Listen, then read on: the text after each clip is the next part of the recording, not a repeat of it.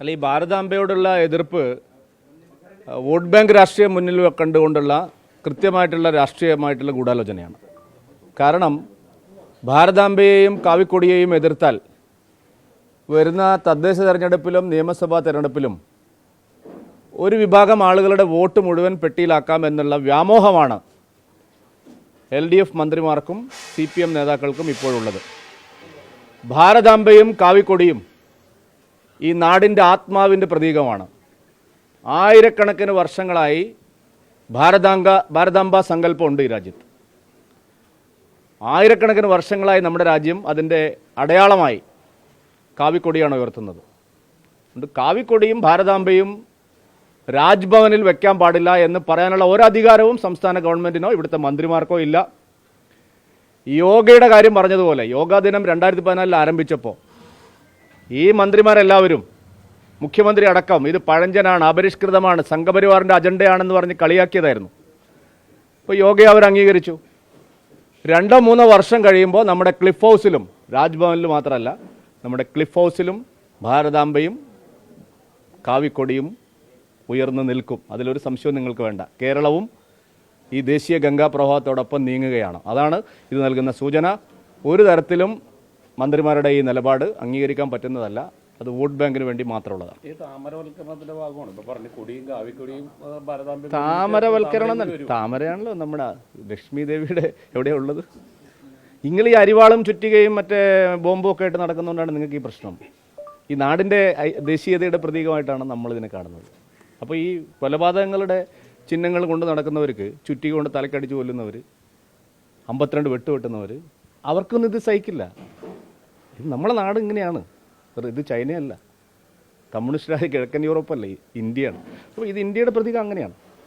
എങ്ങനെയാണ് അടുത്ത തദ്ദേശ തെരഞ്ഞെടുപ്പ് വരാൻ പോകണുണ്ട്, BJPയുടെ ഒരു അവസ്ഥ എങ്ങനെയായിരിക്കും? BJPയുടെ അവസ്ഥയല്ല, കാരണം കേരളത്തിൻ്റെ അവസ്ഥയാണ്. ഇതിപ്പോൾ മന്ത്രിമാരുടെ പേഴ്സണൽ സ്റ്റാഫിൽപ്പെട്ട ആളുകൾക്ക് കറക്റ്റ് 2 വർഷം പൂർത്തിയാക്കുക, ആജീവനാന്ത പെൻഷൻ കൊടുക്കുക.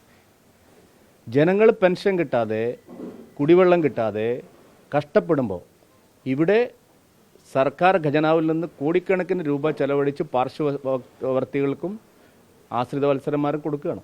അപ്പോൾ ഗവൺമെൻറ്റിൻ്റെ സമീപനം പെൻഷൻ കാര്യത്തിലടക്കം ഇപ്പോൾ ലേറ്റസ്റ്റ് കൃത്യമായിട്ട് ജനങ്ങൾക്ക് ബോധ്യമുണ്ട്. അത് തദ്ദേശ നിയമസഭാ തെരഞ്ഞെടുപ്പുകളിൽ പ്രതിഫലിക്കും. ചേട്ടാ, അതോടൊപ്പം തന്നെ നിലമ്പൂർ റിസൾട്ട് വരാൻ പോകുന്നു. എങ്ങനെയാണ് BJPയുടെ ഒരു പ്രതീക്ഷ? അല്ല, അത്തരം കാര്യങ്ങൾ പറയേണ്ടത് അധ്യക്ഷനാണ്. അപ്പോൾ ഞാൻ പ്രസിഡൻ്റായിരിക്കുമ്പോൾ ഇതിനെല്ലാം ഞാൻ മറുപടി പറഞ്ഞിട്ടുണ്ട്. നിങ്ങൾ എന്നോട് എല്ലാ ചോദ്യം, ഞാനിപ്പോൾ 2 മാസമായിട്ട് സംസ്ഥാന പ്രസിഡന്റ് അല്ല. അധ്യക്ഷനോട് ചോദിക്കേണ്ട കാര്യം അധ്യക്ഷനോട് ചോദിക്കണം, എന്നോട് ചോദിക്കണം.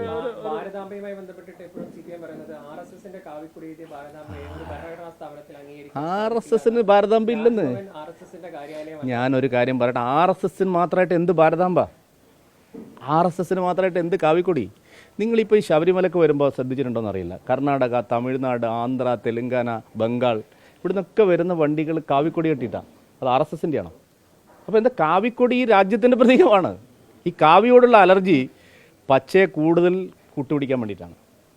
അതാണ് സത്യം. അല്ലാതെ കാവിയോടുള്ള അലർജി ഇങ്ങനെയാണെങ്കിൽ അവർക്ക് കാര്യങ്ങളെല്ലാം അറിയാം. പക്ഷേ മുസ്ലിം വർഗീയതയെ കൂടുതലായിട്ട് കെട്ടിപ്പുണരാൻ വേണ്ടിയിട്ടുള്ള വ്യഗ്രതയിലാണ് കേരളത്തിലെ മുന്നണികൾ. അതാണ് കാവിയോടുള്ള അലർജി. അതോടൊപ്പം തന്നെ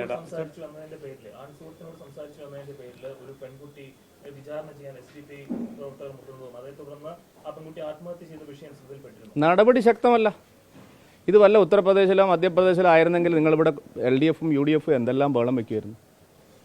കണ്ണൂർ ജില്ലയിലും മലപ്പുറം ജില്ലയിലും കോഴിക്കോട് ജില്ലയിലും ഇത് വ്യാപകമാണ്. PFI കേന്ദ്രങ്ങളിൽ ആ PFIക്കാരെ കൂട്ടിയിട്ടല്ലേ ഇപ്പോൾ ഈ 2 കൂട്ടരും തെരഞ്ഞെടുപ്പിൽ മത്സരിക്കുന്നത്. PFI ഭീകരത നിരോധനത്തിന് ശേഷവും കേരളത്തിൽ അവസാനിച്ചിട്ടില്ല എന്നുള്ളതിൻ്റെ തെളിവാണത്. പോലീസ് ശക്തമായ നടപടി സ്വീകരിക്കുന്നില്ല.